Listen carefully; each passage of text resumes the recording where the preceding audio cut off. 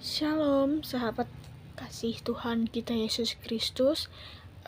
Di sini saya ingin merenungkan sebagian dari firman Tuhan. Namun sebelum itu, perkenalkan saya Meishilina Putri dari program studi Pendidikan Agama Kristen semester 5 dengan NIM 2332118084. Di sini saya untuk memenuhi tugas saya, yaitu homiletika, dengan renungan saya yaitu yang saya ambil dari Galatia pasal 5 ayat 22 hingga yang ke-23 dengan judul perikop hidup menurut daging atau roh. Sebelum itu, mari kita bersatu di dalam doa. Kita berdoa. Ya Tuhan yang baik, terima kasih Tuhan atas penyertaan-Mu di dalam kehidupan kami. Sekarang kami ingin mendengarkan sebagian dari firman-Mu, kiranya Engkau memberkati kami semua yang mendengarkan firman-Mu ini. Terima kasih Tuhan, terima kasih Yesus, kami berdoa. Amin. Renungan singkat kita pada hari ini, saya ambil dari Alkitab dari Galatia 5 ayat yang 22 hingga yang ke-23. Mari kita sama-sama membuka Alkitab kita yang terambil dalam Perjanjian Baru. Galatia pasal yang ke-5 ayat ke-22 sampai dengan yang ke-23 dengan judul perikop hidup menurut daging atau roh. Kita baca bersama-sama. Tetapi buah roh ialah kasih, sukacita, damai sejahtera, kesabaran, kemurahan, kebaikan, kesetiaan, kelemah lembutan, penguasaan diri. Tidak ada hukum yang menentang hal-hal itu. Baik semua, mari kita renungkan nas ini, yaitu hidup menurut daging atau roh. Dalam ayat ini menegaskan bahwa kehidupan kita sebagai orang percaya seharusnya kita menghasilkan atau mencerminkan yang namanya karya Roh Kudus. Berbeda dengan keinginan daging yang menyesatkan kita, yang membawa kita kepada dosa dan perpecahan. Keinginan daging ini sangat berbahaya sebenarnya bagi kita, karena keinginan daging ini adalah keinginan yang duniawi. Kita menginginkan, aku menginginkan ini, aku menginginkan itu, tapi kita lupa atas apa yang kita lakukan sebenarnya untuk Tuhan. Roh Kudus menuntun kita untuk hidup dengan Kristus atau serupa dengan Kristus. Dengan istilahnya seperti ini, pohon yang sehat otomatis akan menghasilkan buah yang baik. Demikian juga kita sebagai seorang yang percaya, yang tinggal di dalam Kristus, kiranya kita memancarkan atau melaksanakan menjadi karakter Kristus itu seperti apa. Misalnya kasih atau agape. Kasih dalam ayat ini, kasih tanpa syarat, tanpa apapun. Kasih yang memberi tanpa menuntut balasan. Kasih ini terlihat dari pengampunan, kerelaan berkorban, dan menolong sesama. Kasih menjadi dasar segala sesuatunya. Tanpa kasih, semua perbuatan kita itu akan hampa. Seperti kasih kita kepada orang tua, sesama, pasangan, terlebih kepada Tuhan. Dan yang kedua itu sukacita. Sukacita ini berbeda dengan kebahagiaan. Kebahagiaan bergantung dengan keadaan, misalnya kita berbahagia ketika mendapatkan apa yang kita inginkan. Tetapi sukacita adalah anugerah Allah yang tetap ada meski kita berada dalam penderitaan titik terendah pun. Bukan berarti kita tidak ada masalah, tetapi hati yang tetap bersyukur meski kita dalam pergumulan, dalam masalah-masalah, kiranya sukacita ini terus hadir dalam kehidupan kita, karena kita percaya bahwa Tuhan mampu menolong kita dalam keadaan apapun. Dan yang ketiga, damai sejahtera. Damai sejahtera ini bukan sekedar tidak adanya konflik ya teman-teman, melainkan keadaan hati kita yang tenang karena tahu Tuhan adalah yang memegang kendali atas hidup kita. Damai ini juga menular, membuat kita menjadi pembawa damai bagi sesama. Jika kita ada damai dalam hati kita, dan kita juga bisa menyebarkan damai ini kepada sesama kita. Dan keempat, kesabaran menolong kita bertahan menghadapi orang maupun keadaan yang sulit. Kesabaran berarti kita ini tahan uji, tidak mudah putus asa.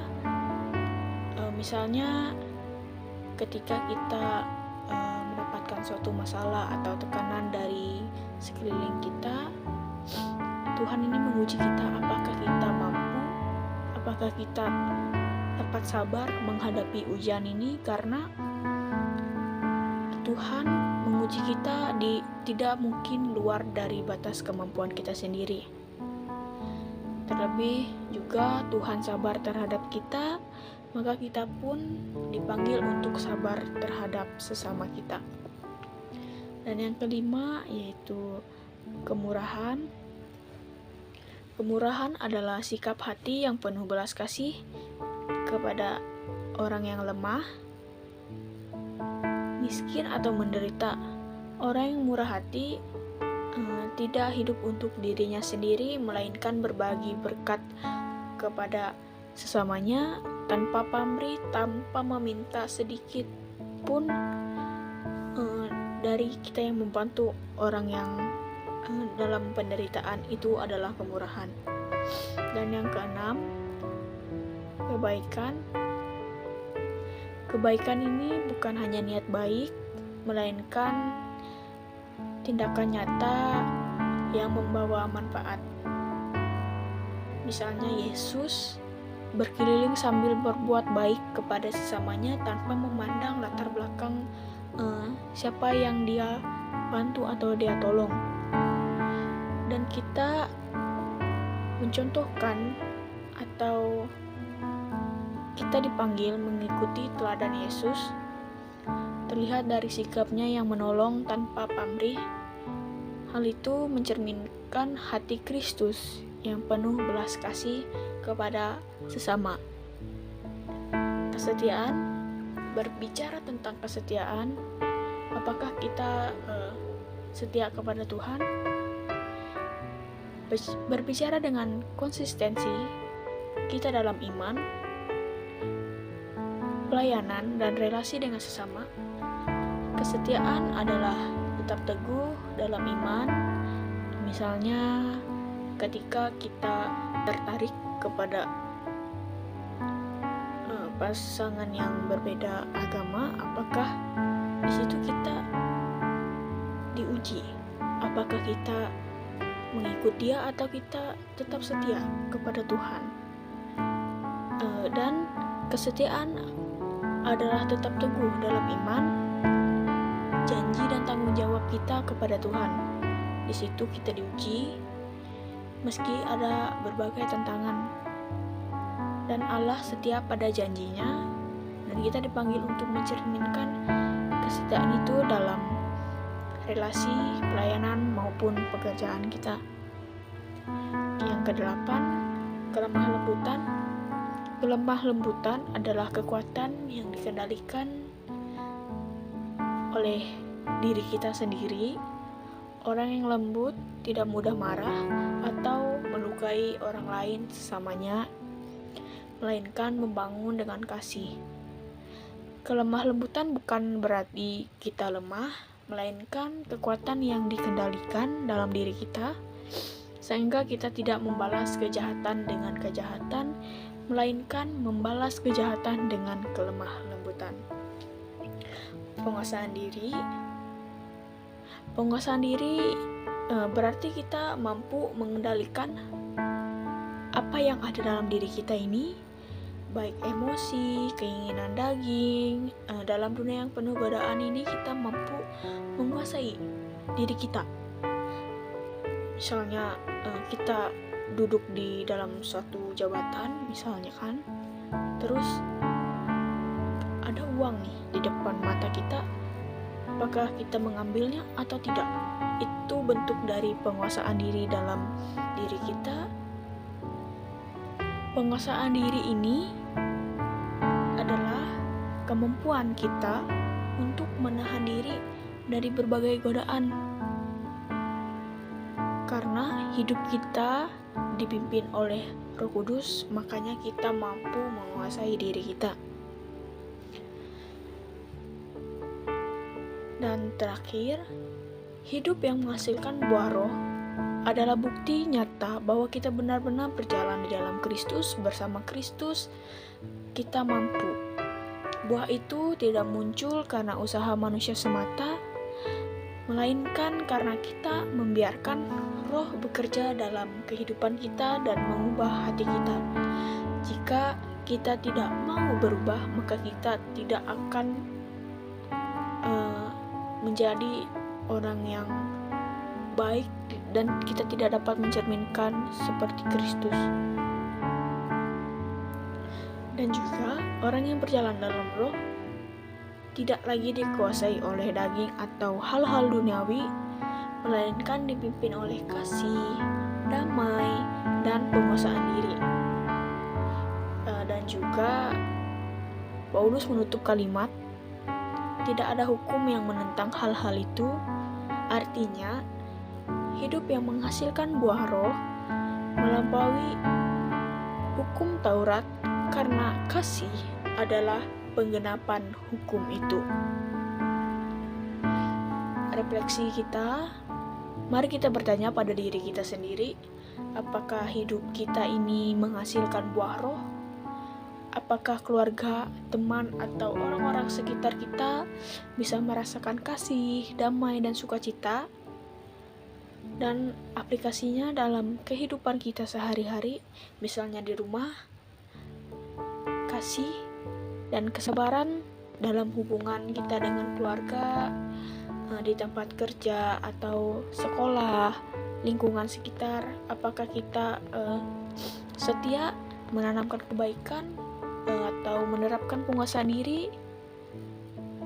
Dan juga dalam pergumulan hidup kita, kiranya kita tidak pernah menyerah akan hal itu.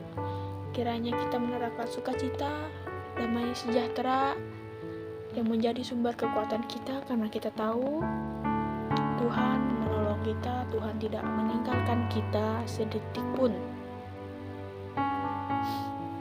Kiranya kita dapat menerapkannya, kasih, damai, sejahtera, dan penguasaan diri dalam kehidupan kita, dan menebarkan damai sejahtera kepada sesama kita. Mari kita bersatu dalam Tuhan. Ya Tuhan, kami mohon agar Engkau terus bekerja dalam hidup kami. Tumbuhkanlah kasih, sukacita, damai sejahtera, kemurahan, kebaikan, kesetiaan dalam hidup kami, dan penguasaan diri dalam kehidupan kami.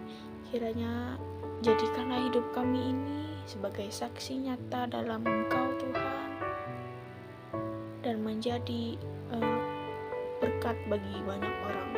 Terima kasih Tuhan, kami berdoa.